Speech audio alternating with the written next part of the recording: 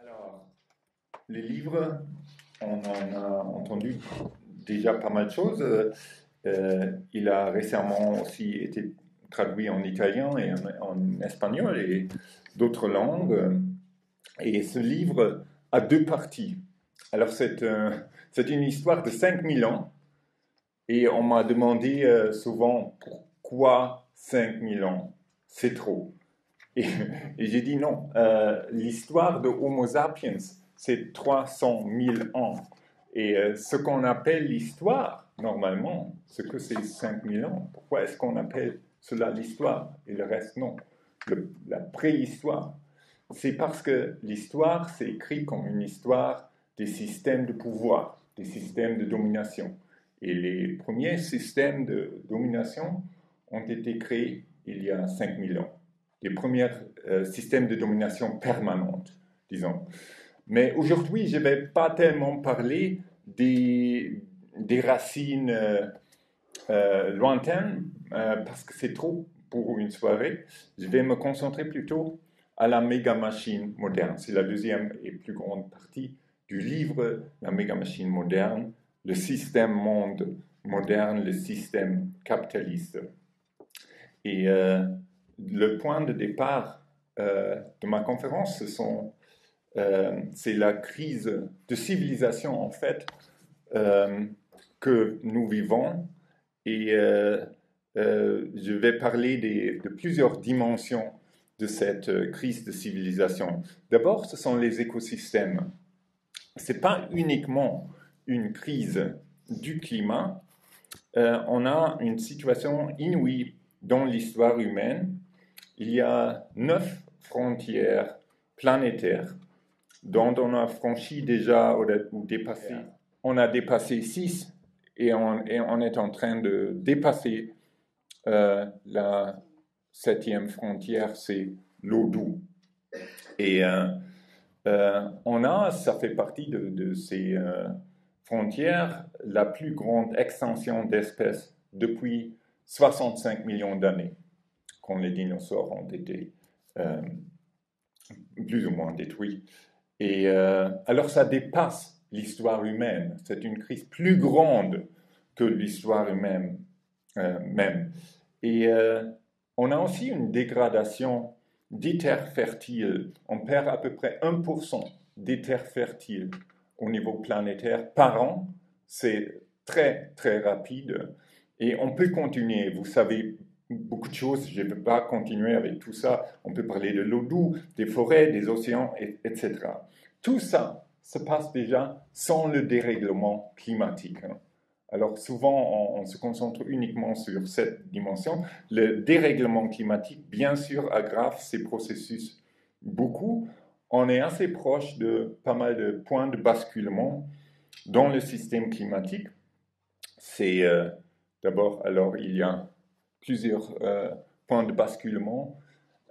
Dès qu'on dépasse ces points de basculement, on ne peut pas retourner à l'état avant.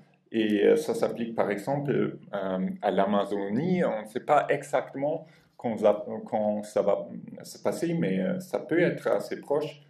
Le pergérisol en Sibérie est en train de fondre. Les glaces du Groenland et de l'Antarctique de même. Si ça fond, ça veut dire 12 à 14 mètres de plus au niveau des mers. Et récemment, il y a eu une étude qui dit que le Gulf Stream pourrait s'arrêter dans 20 ou 30 ans. Ça veut dire pour l'Europe occidentale qu'il va faire beaucoup plus froid ici.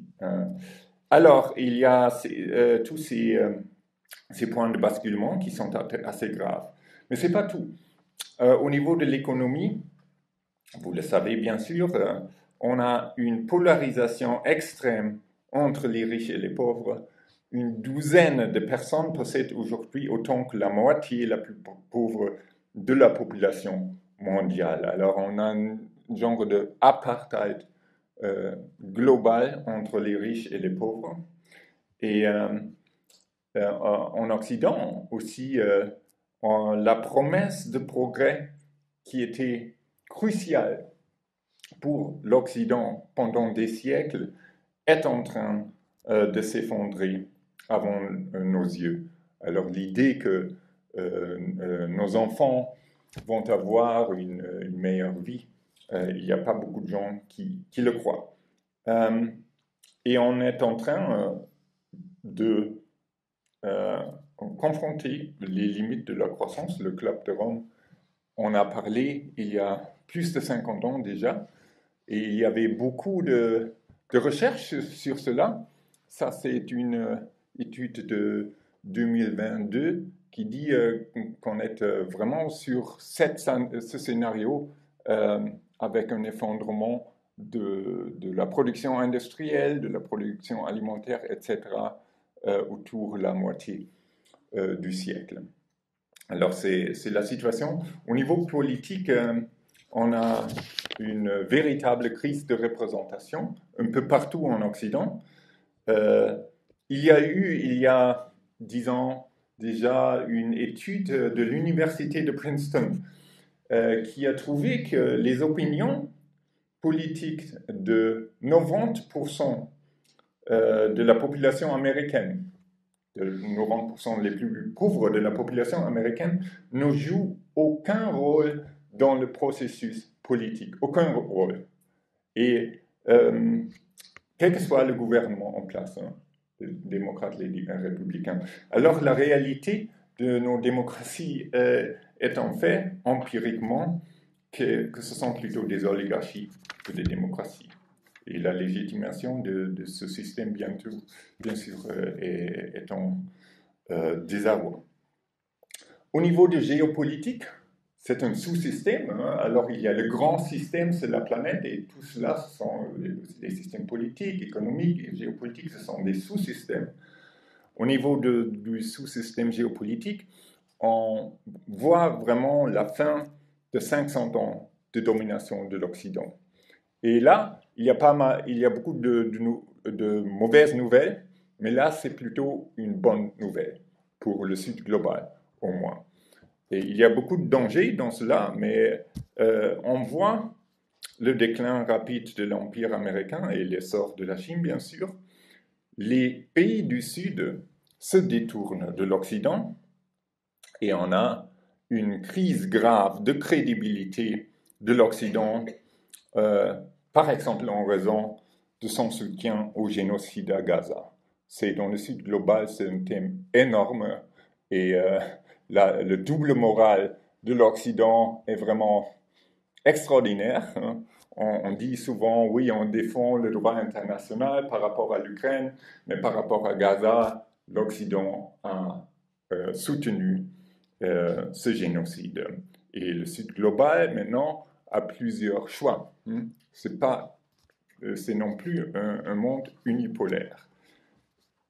Avec cela, il y a un grand danger quand même, le danger que l'Occident tente de maintenir sa domination qui prendra inévitablement fin par des moyens militaires. Alors, il y a toute cette idée qu'on peut ruiner la Russie par des moyens militaires et en plus la Chine. Alors, on est vraiment dans ce point de basculement au niveau géopolitique. Je vais parler de tout cela plus tard encore. Et on a aussi une crise psychique, spirituelle et culturelle. On en parle très peu, mais je pense que c'est très important. Je parle de mon pays maintenant.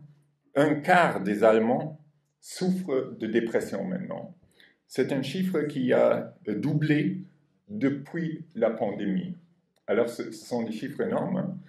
La consommation de psychotropes a augmenté de 745% entre 1991 et 2020.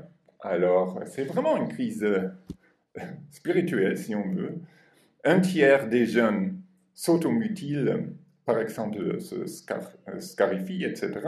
Un tiers des jeunes entre 11 et 14 ans déclarent avoir déjà eu des pensées suicidaires. C'est un peu partout en Occident. Je ne connais pas les chiffres en Belgique, en France, mais aux États-Unis, c'est au moins assez grave. Alors, je pense, ça, bien sûr, ça a quelque chose à voir avec toutes ces crises, la crise climatique, etc. Mais il y a aussi un vide émotionnel et cosmologique dans la civilisation occidentale. Emmanuel Todd, on a parlé de lui tout à l'heure. On parle aussi...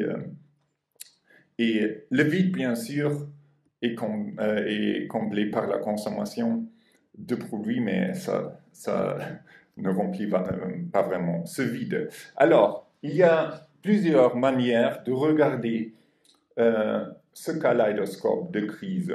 Si on regarde la télé, on voit des morceaux qui n'ont rien à voir l'un avec l'autre. On a des fragments, mais on peut aussi regarder tout cela d'une manière différente. On peut essayer de voir quelque chose de plus cohérent dans tout cela. Et c'est ce que j'essaie dans mon livre. Et c'est la question de l'éléphant dans la chambre, de laquelle on ne parle pas, parce que tout le monde a beaucoup à faire, à regarder tous ces trucs individuels là. Mais il y a un éléphant dans la chambre. Mais c'est quoi l'éléphant? Et voilà ma première thèse. C'est que l'éléphant, c'est la méga machine. Et que ces crises globales dont j'ai parlé, bien qu'elles aient des causes bien spécifiques, ont des racines systémiques en commun. Ces racines reposent sur la mode de fonctionnement de ce qu'on a appelé le système moderne, le capitalisme global ou la méga-machine. C'est un système qui s'est formé il y a 500 ans en Europe dans des luttes très longues et dures, qui s'est répandu avec un dynamisme remarquable et énormément de violence sur la Terre, qui recouvre la planète entière depuis 100 ans et qui nous amène dans un chaos planétaire dans le XXe siècle. Alors d'abord, sur les termes système moderne, c'est un terme créé par Immanuel Wallerstein, Giovanni Arrighi et d'autres savants. Méga-machine, c'est une notion créée par le sociologue et historien Louis Mumford. Mumford utilise ce terme pour toutes ces grandes hiérarchies depuis 5000 ans. Moi, je l'utilise dans un sens un peu plus étroit pour la méga-machine moderne, le système monde capitaliste. Bien sûr, c'est un système hyper complexe, mais on peut dire, je crois, qu'il repose sur 3 piliers centraux. Et le premier pilier, c'est l'accumulation sans fin du capital dans un cercle infini de profits et réinvestissements. Alors, il y a eu beaucoup de systèmes de pouvoir cruels dans cette histoire de 5000 ans, mais cela, c'est nouveau dans l'histoire humaine. Il n'y a pas eu avant un système avec ce pilier. Sans croissance du PIB, on le sait, il y a la crise, il y a l'effondrement. Il faut une expansion sans fin, une croissance sans fin. Et ce n'est pas dans l'air, c'est inscrit dans nos institutions économiques et politiques et aussi dans notre imagination. Qu'est-ce que veut dire la croissance au niveau des systèmes naturels? La croissance, ça veut dire la transformation de plus en plus rapide de la nature en marchandise dans un rythme de plus en plus accéléré. Et ça veut dire que la destruction de la planète est une nécessité systémique. Alors, si on transforme la nature en marchandise dans ce rythme, ça ne va pas dans les limites de la planète. Alors, il y a bien sûr un deuxième pilier, et c'est l'État moderne. Souvent, on entend l'histoire que l'État moderne et les institutions du capitalisme sont des choses différentes, mais ils se sont développés d'une manière coévolutive. L'un ne peut exister sans l'autre. L'État moderne, c'était surtout l'armée. L'armée, ça voulait dire les mercenaires et les canons. 90% des budgets des États modernes dans le 16e siècle, 17e siècle, c'était pour l'armée. Mais les souverains n'avaient pas l'argent pour payer les mercenaires et les canons, qui étaient très chers. Alors, ils ont été financés par les marchands et banquiers.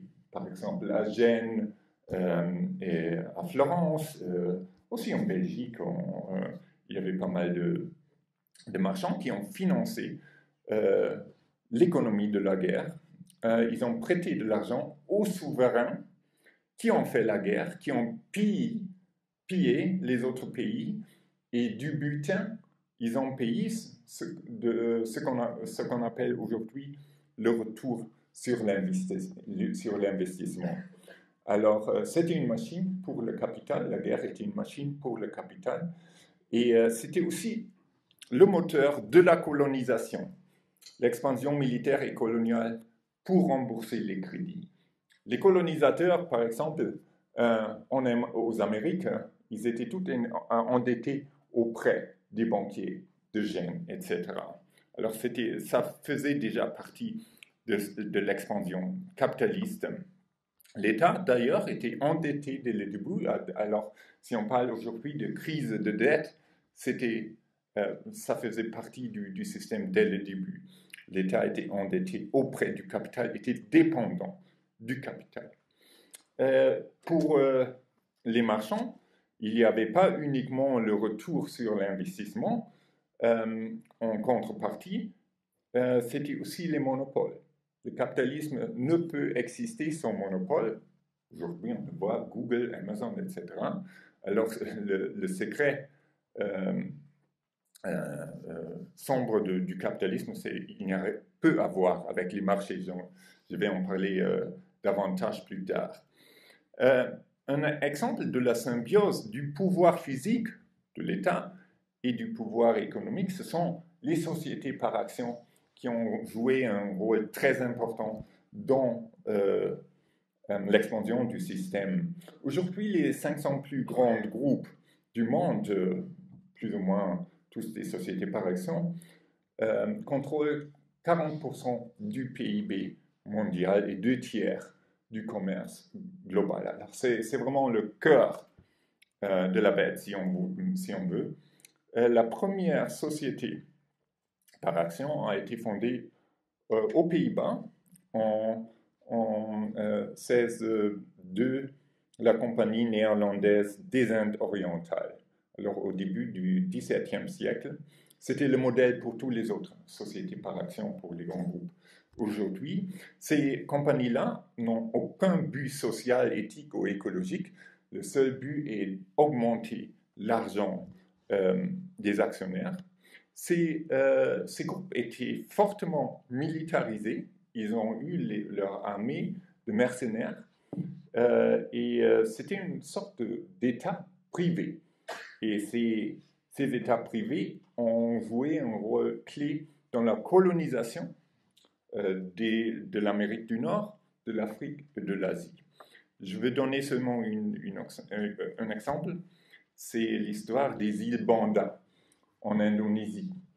Et il y avait des noix de muscade aux îles Banda qu'on pouvait vendre aux Pays-Bas, à Amsterdam, pour une fortune.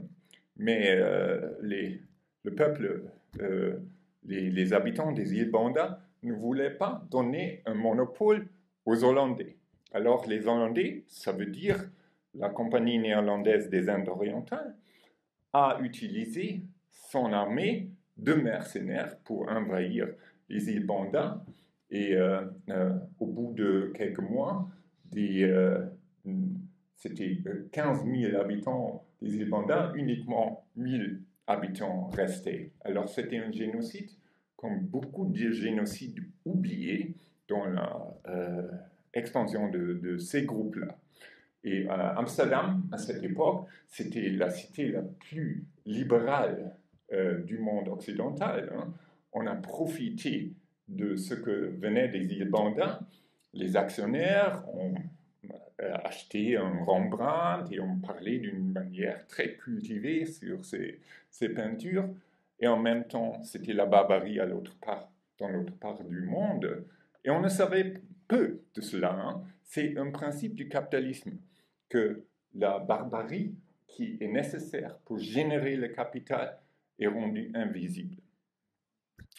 Alors, c'était l'histoire des îles Banda. Aujourd'hui, c'est un autre exemple de la symbiose entre l'État et le capital. On voit que les grands groupes, la plupart de ces 500 plus grands groupes mondiaux ne pourraient vivre sans des subventions massives de l'État. Le Fonds monétaire international estime que les énergies fossiles sont subventionnées par les États par 5 900 milliards d'euros par an. C'est énorme. Hein? Et on peut continuer avec ces subventions dans le secteur automobile, dans l'aviation, bien sûr, dans l'agriculture industrielle, 150 milliards d'euros dans l'Union européenne, les banques, les grands groupes bancaires n'existeraient pas aujourd'hui sans des subventions, pas des milliards, mais des billions d'euros depuis 2008. Alors c'est un système subventionné. C'est nous, les contribuables, qui paient l'accumulation du capital. Hein. Ce n'est pas un marché. L'historien français très connu, Fernand Braudel, a dit une fois, le capitalisme, c'est le contre-marché. Le capitalisme a besoin de marchés, il exploite les marchés, mais c'est le contre-marché. Voilà les deux piliers. Mais un système si violent, injuste et cruel ne peut pas reposer sur les deux piliers uniquement. Il faut un troisième pilier, c'est le pouvoir idéologique. Le pouvoir idéologique, bien sûr, sert à rendre invisibles ou légitimer les structures de violence, définir le cadre de ce qui peut être dit et discuté. Et une part clé dans ce pouvoir idéologique, dans le système monde moderne, c'est ce que j'appelle le mythe de l'Occident. Là, d'ailleurs, c'est une allégorie de la colonisation de l'Amérique du Nord. La dame, avec un livre scolaire dans les mains, arrive et les sauvages et les animaux se retirent, les chemins de fer arrivent, etc. Le mythe de l'Occident, c'est un récit de la supériorité de l'Occident à tous les égards et de la barbarie des autres. Et ce mythe a pris des formes différentes selon les époques. D'abord, bien sûr, c'était le christianisme qui a été utilisé pour justifier l'expansion violente, le christianisme contre les païens.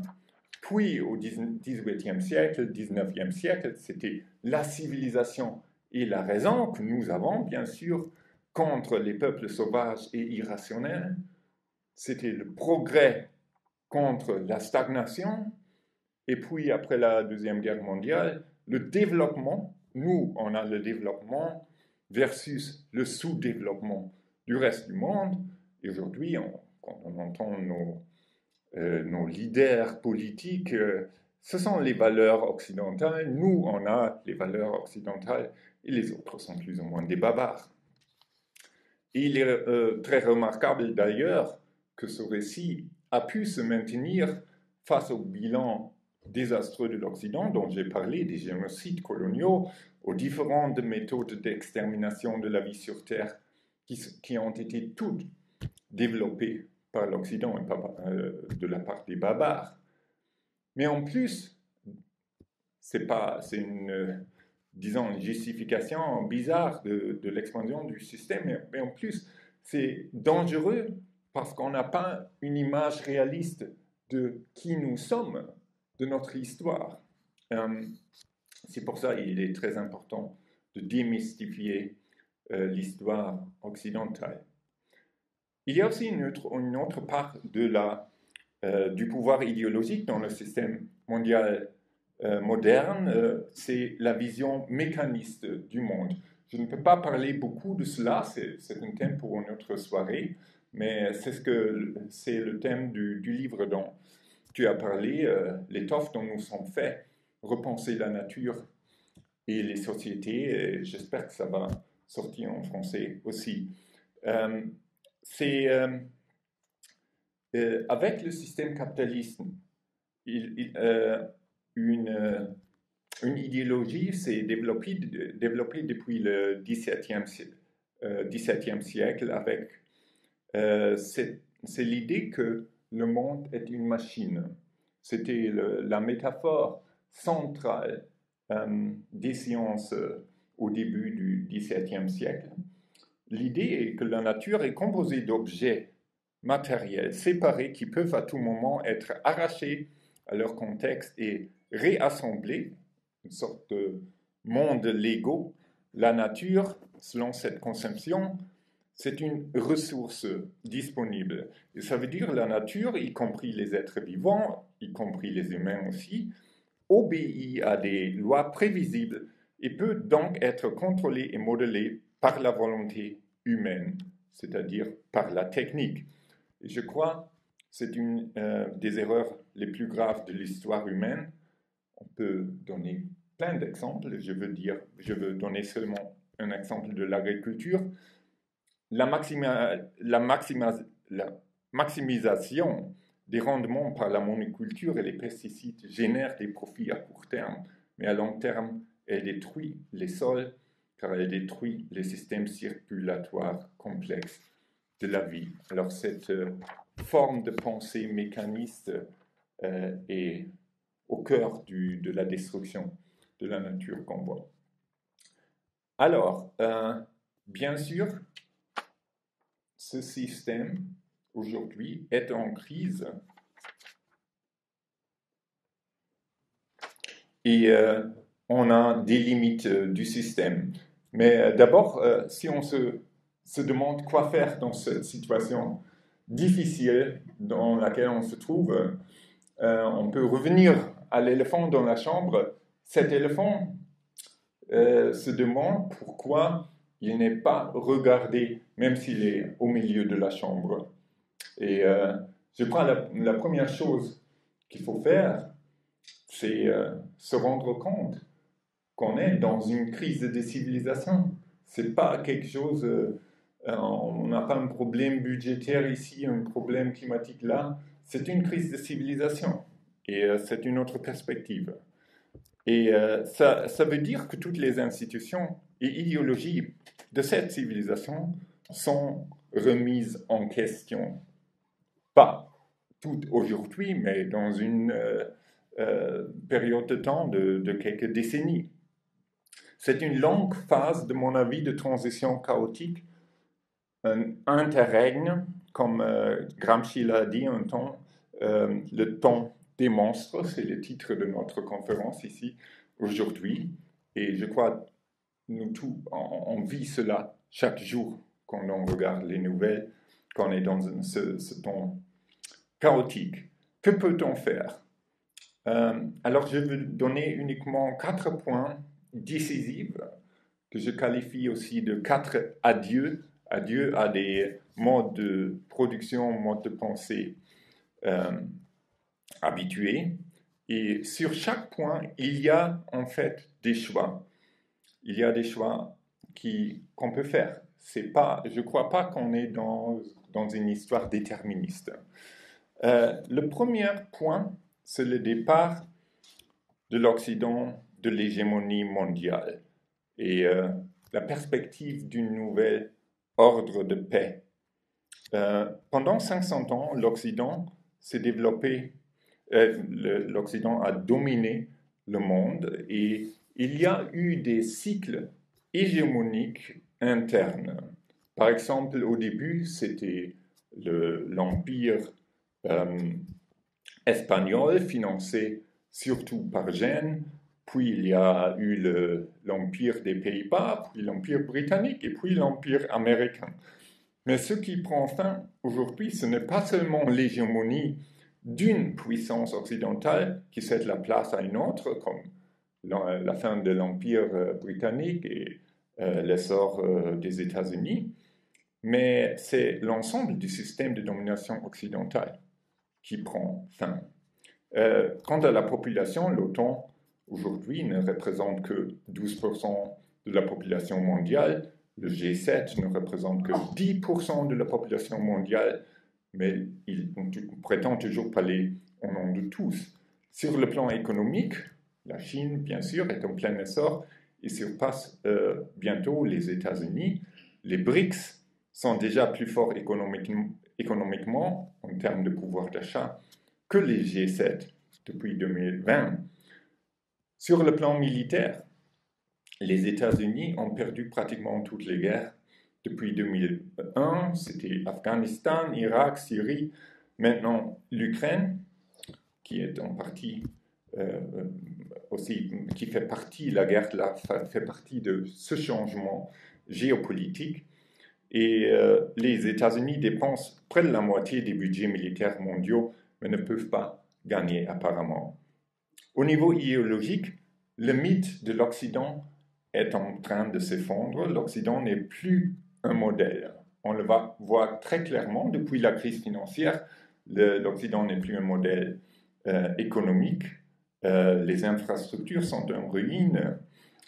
Aux États-Unis, on voit vraiment la fin du rêve américain. C'est presque un État en faillite. Et ça veut dire que le récit du progrès n'existe plus en Occident, et ça veut dire aussi pour le reste du monde, le sud global, c'est plus le modèle. Puis, je l'ai dit déjà, il y a ce double langage, ces doubles standards. L'Occident qui réclame toutes les valeurs, mais soutient les crimes à Gaza. Alors, il y a un ordre multipolaire qui est en train de se dessiner, et nous, ça veut dire, nous, c'est les Européens, je dirais, ont un choix. Soit l'escalade, ça veut dire des guerres ingagnables contre la Russie et la Chine. Ça veut dire aussi, on est en train de voir cela avec la Commission européenne et le gouvernement en Allemagne et partout, la militarisation totale en Europe. Les budgets sont de plus en plus consacrés à l'armée. Ça veut dire aussi la destruction de l'État social pour donner tout l'argent à l'armée, et aussi la protection du climat et de l'environnement sont sacrifiés pour la militarisation. C'est une voie qu'on peut prendre, et en Europe, malheureusement, on est en train de prendre cette voie-là. L'autre possibilité est l'acceptation d'un monde multipolaire, l'engagement dans la diplomatie, la construction d'un nouvel ordre de paix. De mon avis, c'est tout à fait faisable. C'est faisable. Alors, je crois que la plupart des nations dans le monde ont un grand intérêt de créer un tel nouvel ordre. Ce sont surtout les sociétés de l'Occident qui bloquent à ce moment, de mon avis, cet nouvel ordre. L'Europe joue un rôle crucial ici. Elle pourrait agir en tant que médiateur entre les grands blocs, les États-Unis, la Russie, la Chine, etc. Malheureusement, ce n'est pas l'agenda actuel, mais ça pourrait changer. Le deuxième point, c'est une économie populaire pour le bien commun et pas pour le profit. Alors, on a souvent le sentiment que le capitalisme est triomphant en ce moment. Google, etc., Amazon, les milliardaires gagnent de plus en plus d'argent. Mais en fait, je crois on voit une crise véritable du capitalisme. L'extrême inégalité créée dans la phase néolibérale est non seulement injuste, mais elle pose un grave problème structurel au capitalisme. En écrasant les travailleurs, en détruisant les syndicats, en déplaçant la production vers les pays à faible revenu, en transférant les profits vers les paradis fiscaux, etc., on crée un manque de pouvoir d'achat en Occident, et ça veut dire on crée une économie de la dette, et le résultat de ces bulles de dette, c'est l'éclatement, ce sont les crises financières. Et les coûts de ces crises financières, cachées ou manifestes, sont bien sûr imposés aux gens ordinaires. Ça veut dire l'austérité qui est partout. Et c'est un cercle vicieux, l'appauvrissement de la classe ouvrière et d'une partie de la classe moyenne. Et c'est la cause de la désintégration politique qu'on voit partout. Alors c'est une crise en même temps politique et économique. On a un choix maintenant entre une sorte de néo-féodalisme, les riches et leurs entreprises possèdent tout, la terre, l'eau, le logement, la communication, l'accès aux services publics, etc. On paie simplement pour exister, c'est la perspective, pas même pour la production, on paie pour exister.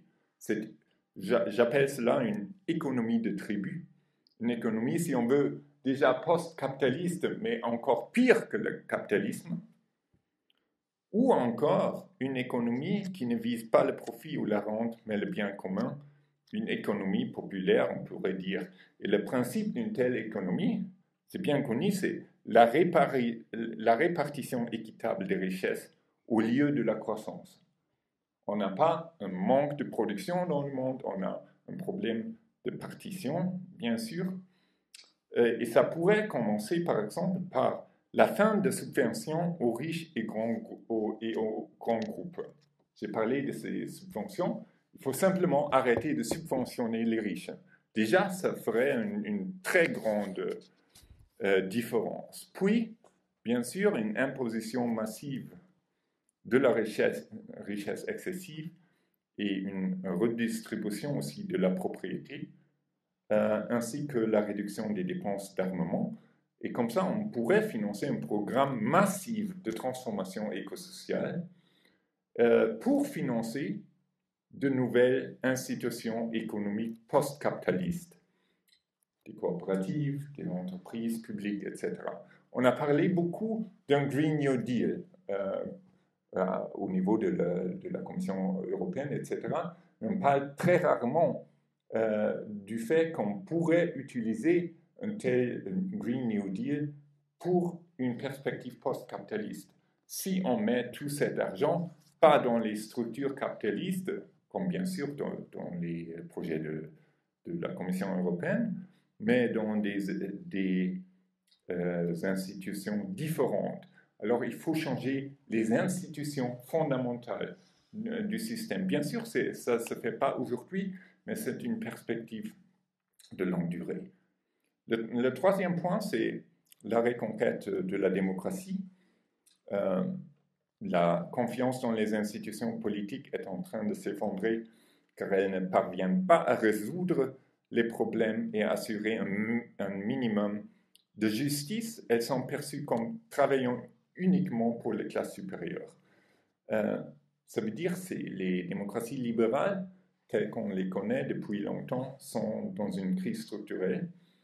Et là aussi, on a un choix.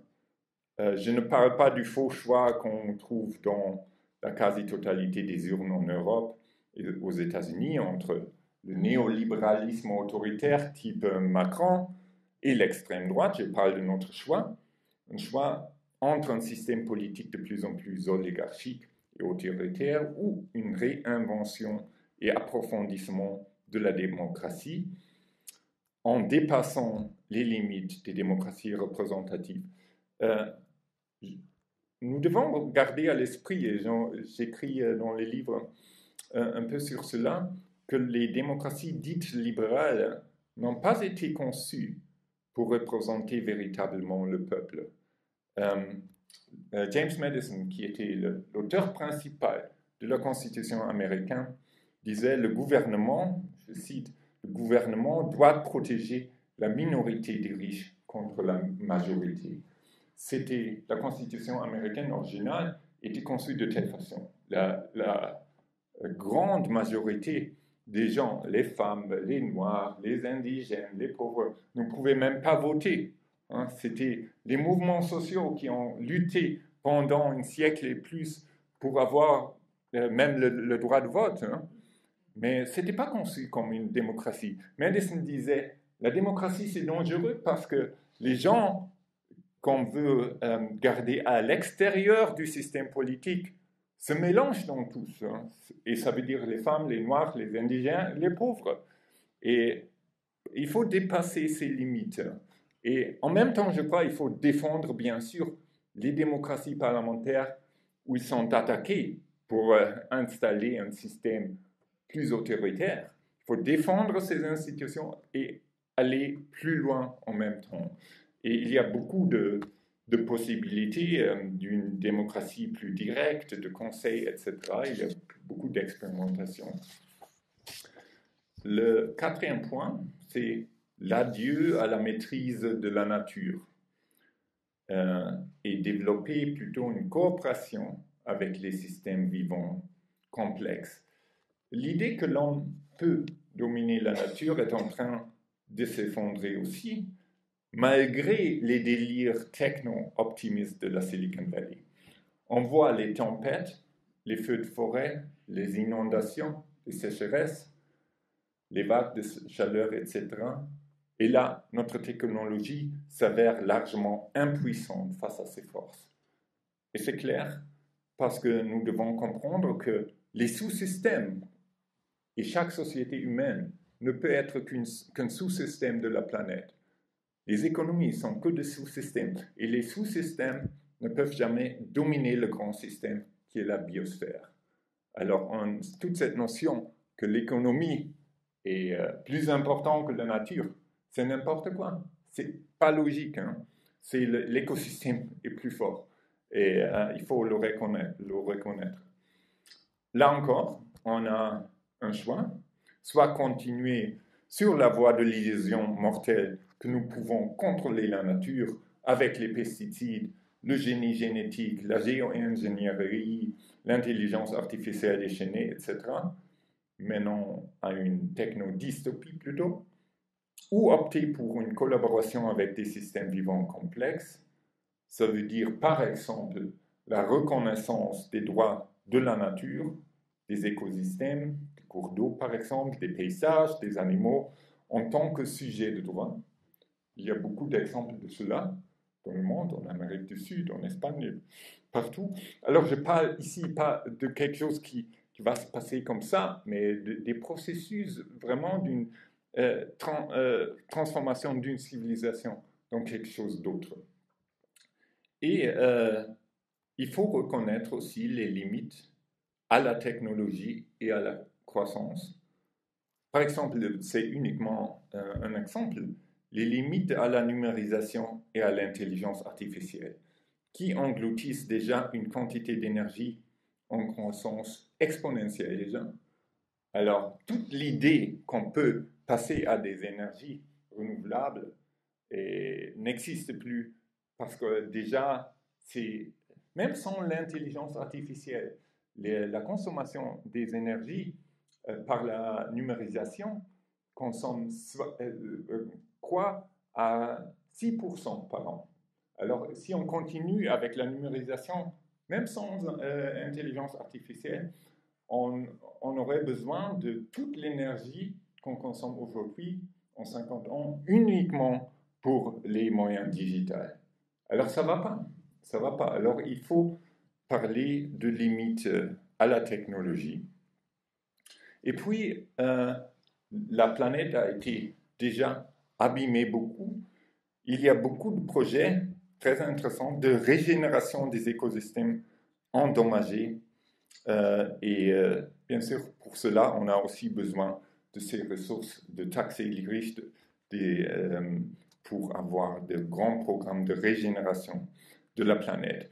Dans tous ces cas, s'il s'agit d'un nouvel ordre de paix, des économies pour le bien commun, de démocratie approfondie ou de la régénération de la biosphère, on a des options. L'histoire, malgré la phase sinistre dans laquelle nous nous trouvons, n'est pas déterministe. Et en plus, dans des systèmes de plus en plus chaotiques comme le nôtre, même de petits mouvements peuvent en principe entraîner de grands changements. C'est ce qu'on appelle l'effet papillon. Et je vais terminer avec cela. Si on devient des papillons et travaille ensemble, on peut à un moment donné basculer le système plutôt dans une direction que d'une autre direction. Merci beaucoup et je me réjouis beaucoup de vos commentaires et questions.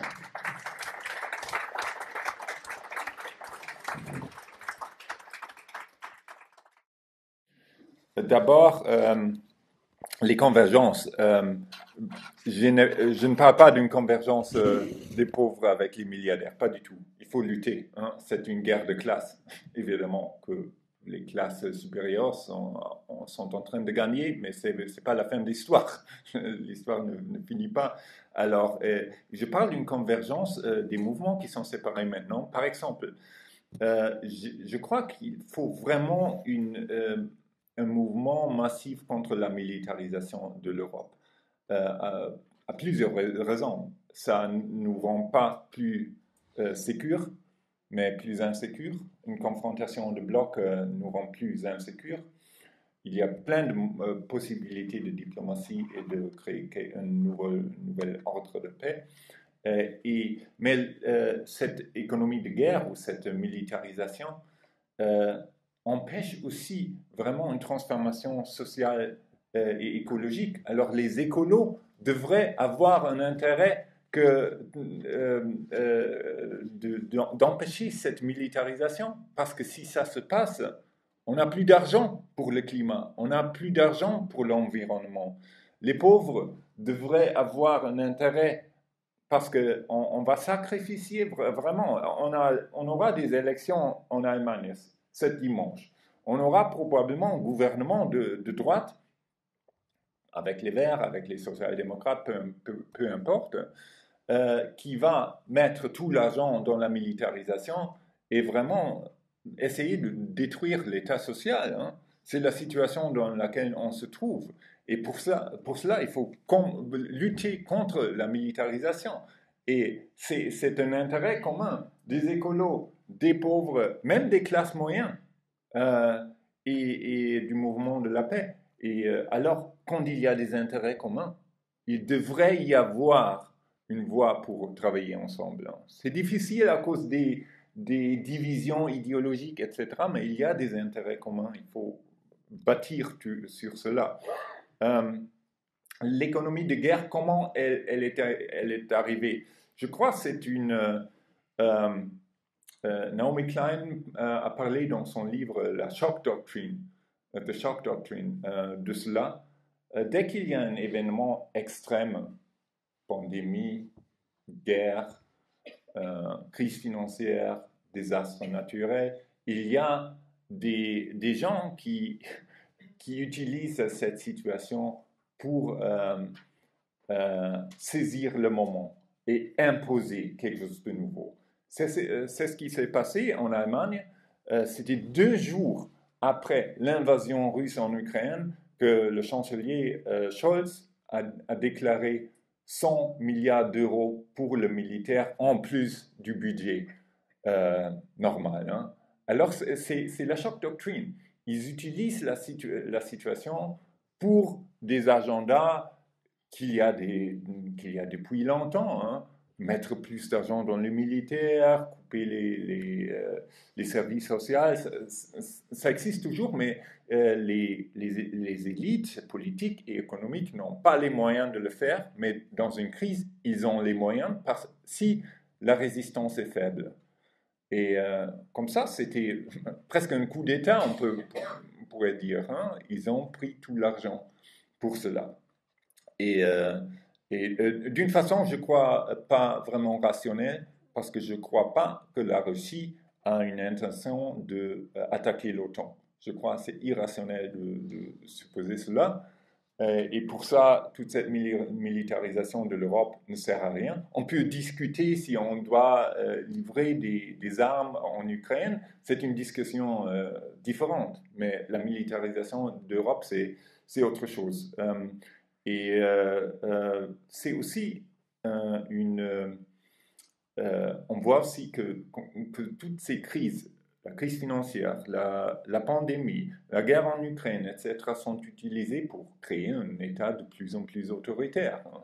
Et le militaire, ce n'est pas uniquement pour lutter n'importe quelle quel ennemi à l'extérieur, mais c'est aussi pour l'intérieur. Bien sûr, dans un système en pleine crise, il faut contrôler le système. Quant à l'argent, il y a eu pas mal d'essais de créer de l'argent, de la monnaie locale, ce qui est une bonne chose, je crois, mais il y a beaucoup de problèmes à cela, comme stratégie majeure. Je pense que c'est un terrain important, mais quand même, par exemple, si on veut acheter des panels solaires, ils sont produits en Chine, hein. Il faut avoir une monnaie avec laquelle on peut payer la Chine. Sinon, on ne peut pas avoir des panels solaires. C'est un exemple. C'est pas si facile. Hein. Ce n'est pas la solution unique. Hein. Ça peut faire partie des solutions, mais ce n'est pas une solution unique, de mon avis. D'abord, la question sur le système multipolaire et l'Union européenne. Alors, pour le moment, je ne suis pas optimiste du tout, hein. Mais en Europe est dans une situation extrêmement difficile, hein. Ils ont coupé les liens avec l'Est, c'est-à-dire la Russie, de plus en plus aussi avec la Chine, parce que les Américains veulent que nous coupons les liens avec la Chine. Et maintenant, on a Trump, et Trump ne s'intéresse pas à l'Europe et va imposer des trucs contre l'Europe. Alors, l'Europe est très seule maintenant. Et il y a des gens quand même qui se rendent compte que ça, c'est pas une situation vraiment agréable et ça va être un déclin économique énorme de l'Europe, hein.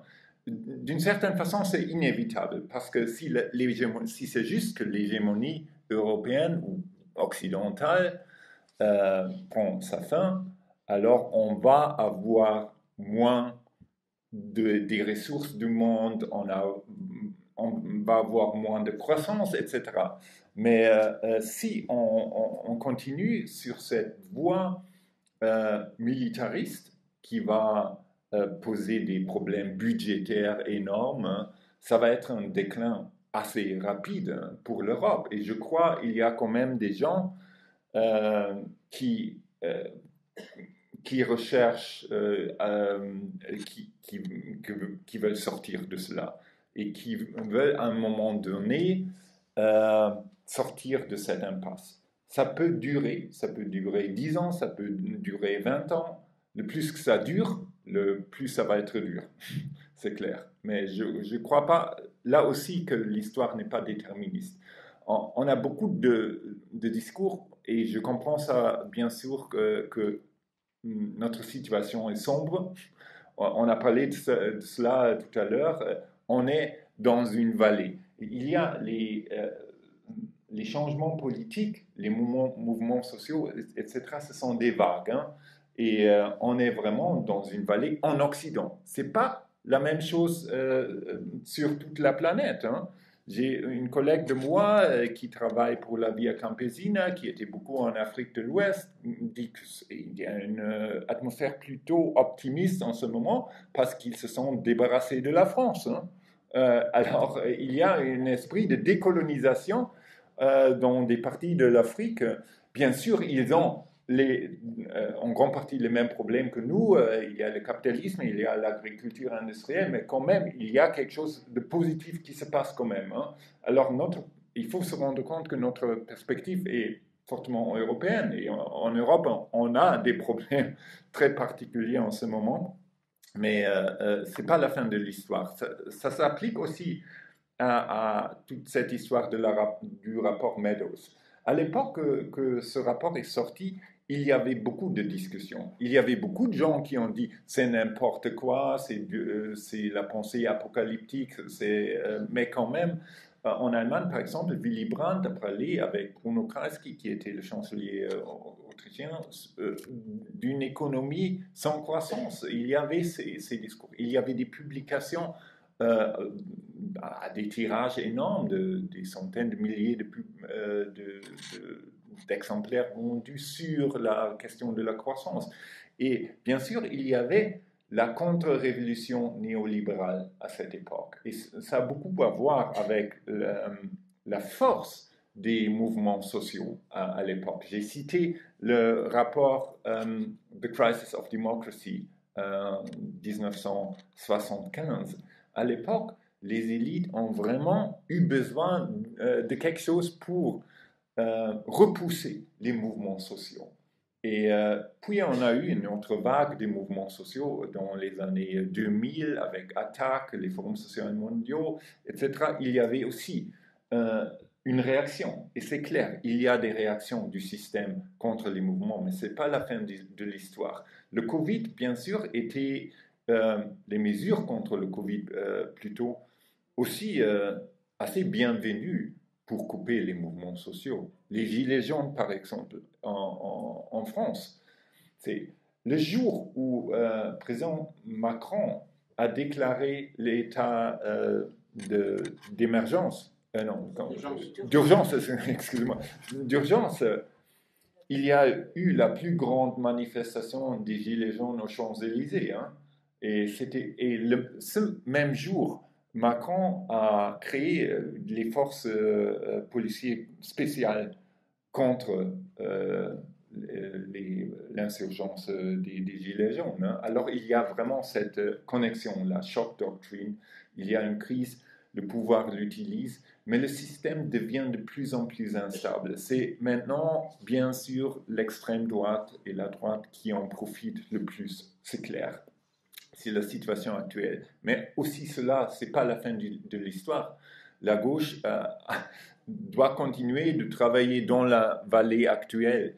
Et on a vu cela, par exemple, avec Bernie Sanders dans les États-Unis. C'était une convergence énorme de mouvements. Des millions de personnes, on dirait toujours, oui, les Américains sont passifs, il n'y a rien qui se passe. Et puis alors, il y avait des millions de personnes qui avaient de l'espoir. Il faut une étincelle, mais il faut préparer cela. Et je ne crois pas même, il faut se rendre compte aussi que la droite n'a pas de réponse aux crises existentielles. Ils n'ont pas de réponse au niveau économique. S'ils sont au pouvoir, ça va être encore pire au niveau économique avec, par exemple, l'AfD en Allemagne, c'est une partie extrêmement néolibérale. S'ils sont au pouvoir, l'économie va vraiment plonger. Et alors, à un moment donné, la gauche aura une opportunité et il faut préparer cela à ce moment. Quant à l'espéranto, je ne suis pas tellement sûr que ça va être tellement utile et les gens sont enracinés dans leur langue maternelle, je crois, et à juste titre, je pense, c'est une bonne idée, mais en Europe, on a ce problème de langue et je suis tout à fait d'accord qu'il faut résister l'anglais comme langue impériale, c'est évident, et utiliser les autres langues, mais l'espéranto, je ne suis pas sûr que ça va être accepté à ce point. Quant aux tipping points et aux conflits militaires, évidemment, il y a des points de basculement écologiques, il y a des points de basculement sociaux, et ça peut générer des conflits armés. Mais je crois que c'est pour ça, c'est une des raisons pour laquelle il est tellement important de travailler pour un nouvel ordre de paix au niveau mondial que beaucoup de pays de cette planète veulent actuellement. Parce que si on sort de ce système de double morale, s'il y a un accord de la plupart des pays du monde, de notre ordre plus juste, moins dominé par l'Occident, on a plus de possibilités d'empêcher la surgence de ces conflits. Là, si on analyse les conflits, disons, de l'après-guerre, depuis la Deuxième Guerre mondiale, la plupart des conflits a été créés par des interventions de l'Occident. Des régimes change, des opérations de régime change dans plus de 100 cas, presque dans tous les pays du Sud global. À un moment donné, s'il y avait un gouvernement que l'Occident, que les Américains ou les Français n'aimaient pas, il y a eu un coup d'État. C'était au Congo, c'était en Indonésie, c'était au Brésil, c'était presque partout. Hein. Et c'est la cause principale des conflits du monde.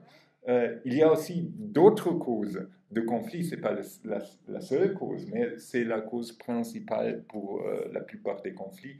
Et si on est capable d'enlever cela, on a déjà gagné pas mal de choses.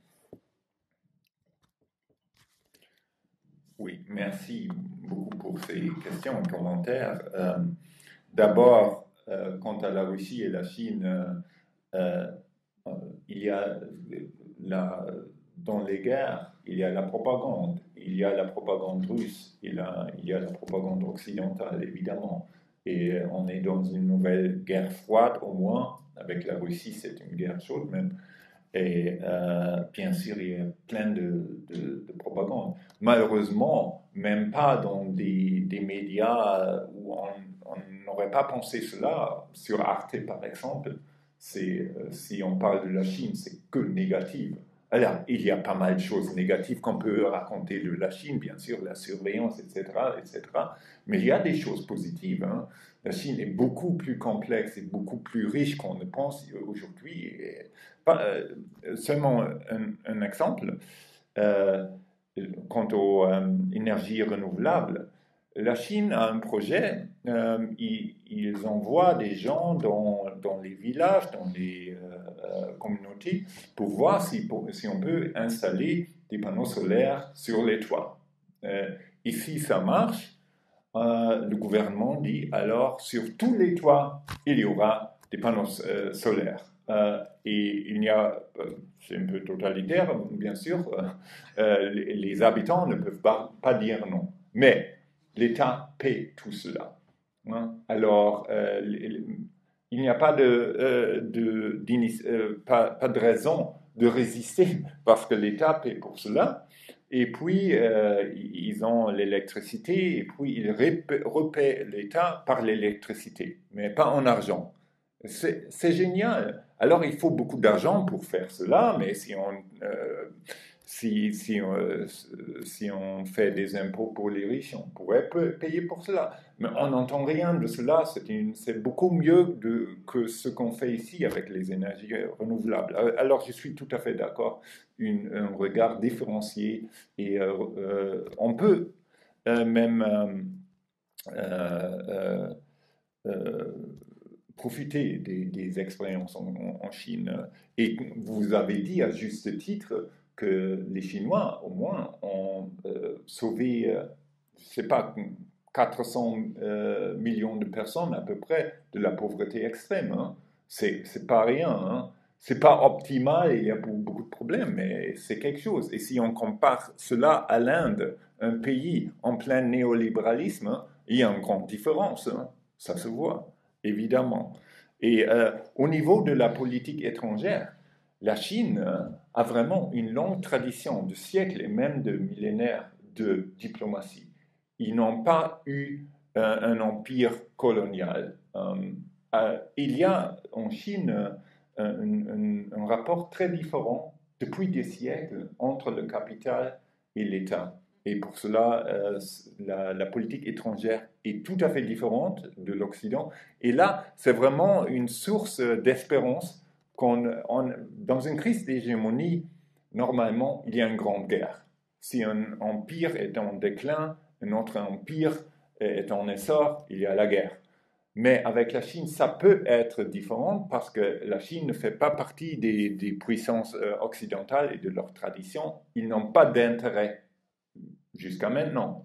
Une grande guerre. Il y a aussi des faucons aussi en Chine, bien sûr, mais quand même, il y a une possibilité qu'on va passer à un ordre multilatéral sans une grande guerre, hein. Il faut profiter de cette possibilité.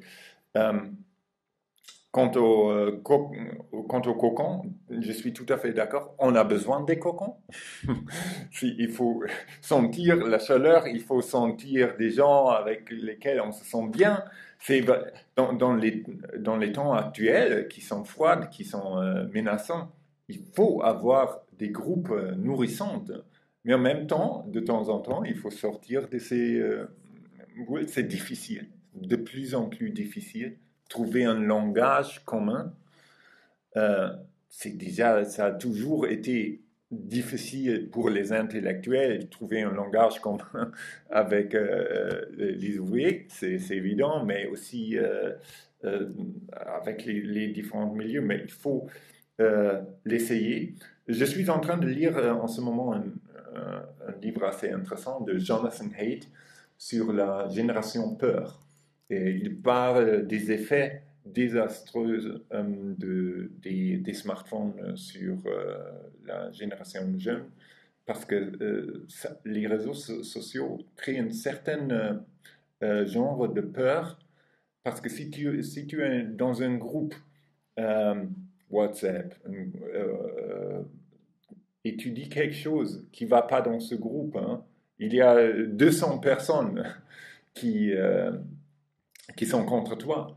C'est une situation différente, très différente d'une rencontre comme celui-ci, hein. Alors, il faut profiter des rencontres réelles, corporelles, hein. Le plus que c'est abstrait, le plus c'est digital, le plus ça va se diviser davantage.